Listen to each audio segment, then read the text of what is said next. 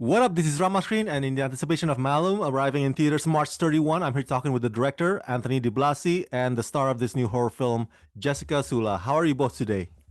Good. How are you? Good, good, good. Congratulations on the film. Anthony, let me start with you. The official synopsis of this film describe it as a reimagining of your 2014 hit, The Last Shift. What inspired you to sort of revisit your previous work and give it a refresh take, if you will? Because one can argue that The Last Shift was a perfectly fine horror film. So what made you want to press the reboot button on it? And and I agree. Like when I made Last Shift, it did everything I wanted that movie to do. I wasn't like, oh man, I wish that movie sucked. I wish I didn't do that way. I was very happy with how the movie turned out. The one thing I wish I'd done differently is I wish the release was number one theatrical and number one wider. I was very confident about Last Shift in how it would play with an audience in a theater, and it never got to, at least in the States. It was released on streaming and Blu-ray and DVD, but it never had that theatrical experience. Also, we did that movie for a very small budget. So inherently, because of that, when we're talking about a new one, I was like, there's so much more I can do. There was so much more Scott and I could write with the characters and with the development and with the creature design, make a movie that was still meant to be scary and nonstop and something an audience could enjoy, but also just delve deeper into the characters and the mythology. I sense her eyes boring. Sorry, it's She's like like- that. It's that she's like- half thing of just a beat of like listening and then being like. She's like Medusa. If I turn, I'll turn the stone. Yeah. I wish I could turn into stone. Evil. All people. Yeah, All I'm people. progressive. Yeah. Everyone gets turned to stone. She wishes she could murder everyone in this. Obviously, this is not your first rodeo, Jessica, with the horror genre. Big fan of your 2016 performance in Split.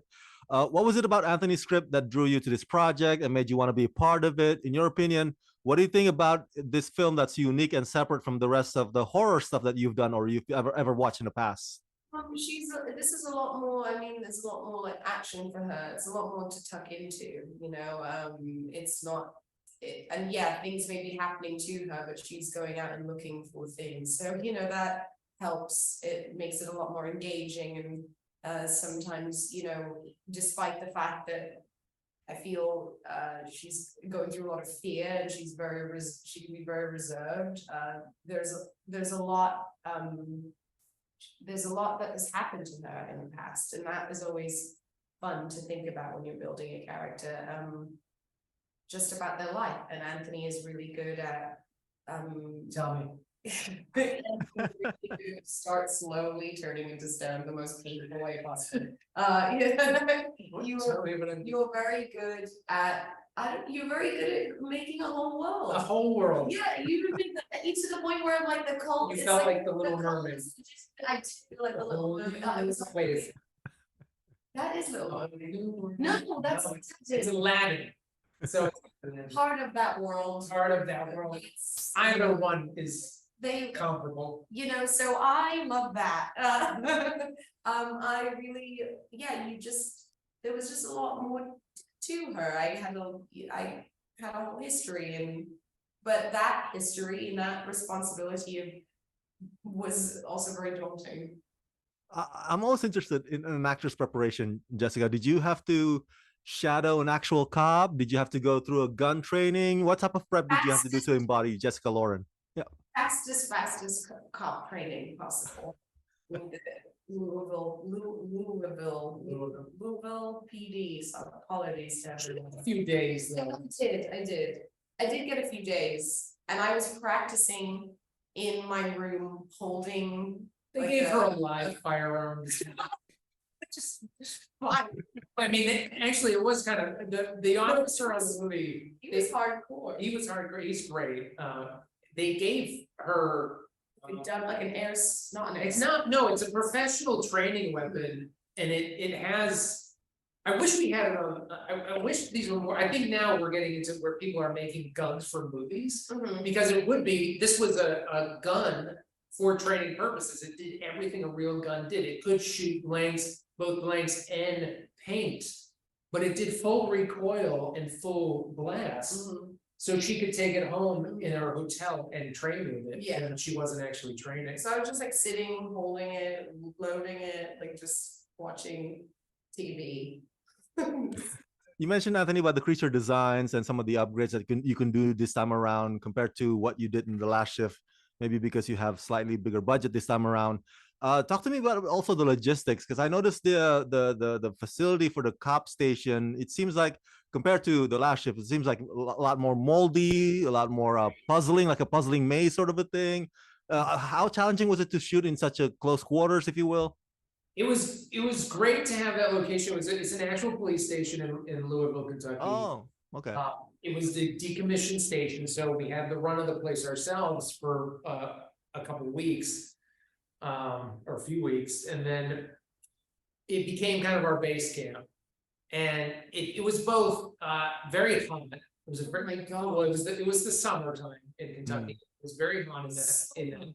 We tried to pump cool air in, but it's just the place was like a labyrinth, so it was hard to cool it off. And we were also most of our locations were towards the upper building.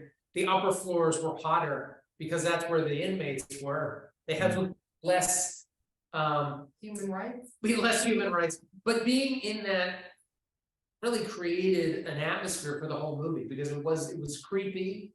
It had an air to it. It felt heavy. It felt sad at times, which Jess said. And you could kind of go off and get lost. It was like a maze. It was hard to kind of get your bearings sometimes. It also had a lot of cold spots. It did. Those are the ghosts. Do you like Ghosted Adventures? Is that what it's called? Or is it I like Ghost Hunters? all ghost adventures. You ever? No, I wouldn't say it. I'll tell you. I love this dynamic between you guys. It's amazing. Jessica, the amount of blood smeared on your face in this film was so gnarly. That scene where the girl's hanging and her blood just splattered all over you. I mean, was that the most challenging scene that you ever you shot in the film, or were there other ones that were so difficult that you had to do several takes on them? The very last part of the film, which actually I think is, it's interesting. I feel this movie is such a fun, wild ride, but it is really hard to watch that last part for me. I don't know why. It just feels it's like it's dark. I just gotta, and that's why I think this movie, I thought about it a lot after seeing it, because when you're with it for a long time, it's hard to visualize it externally from yourself, but I'm having a good time. I was like shouting and talking throughout it when it was just with the guys and I got to see it, but then the end was really hard, and I don't know if I'll be able to sit and watch. I had to look away. That was the hardest. The blood was the most fun. It was like there was like technical challenges with it. It was, and I guess physical because it burned my eyes so much. Yeah, it's like really, it's a stinger. It's a stinger. It's a thing that builds too. And then the more you have to, because it's like you wipe it, but you gotta really keep wiping it because the first wipe like rubs it in. It gets deeper. It gets deeper in there, and it's an irritating sting that's itchy. So that was a lot of eye drops. That's a lot of eye drops. Trying to flush the eyes. Well, that's a testament to you as an actor. Amazing job.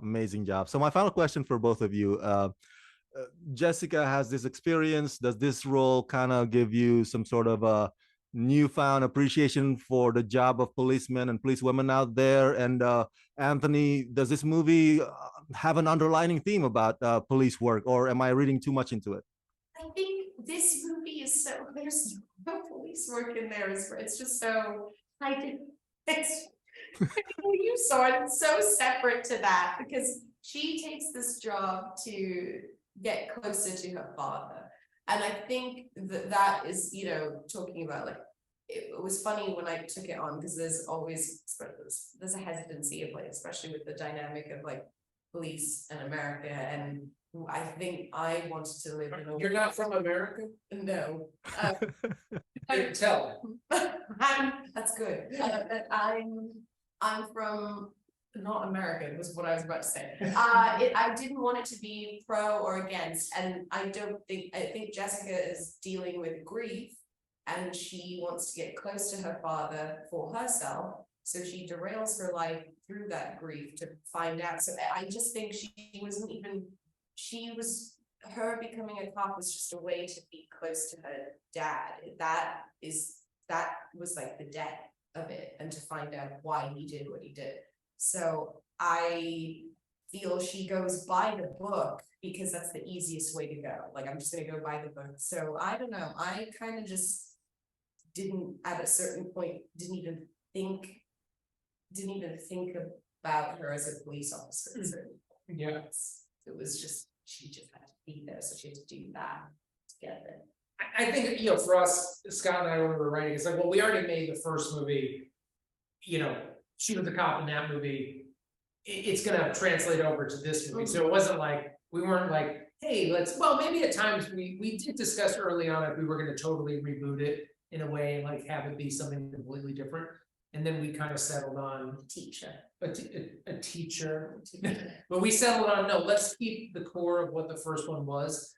And the police family, again, we had officers work on the film, local to the city, who were great, who did her training, who worked with us, who were in the movie.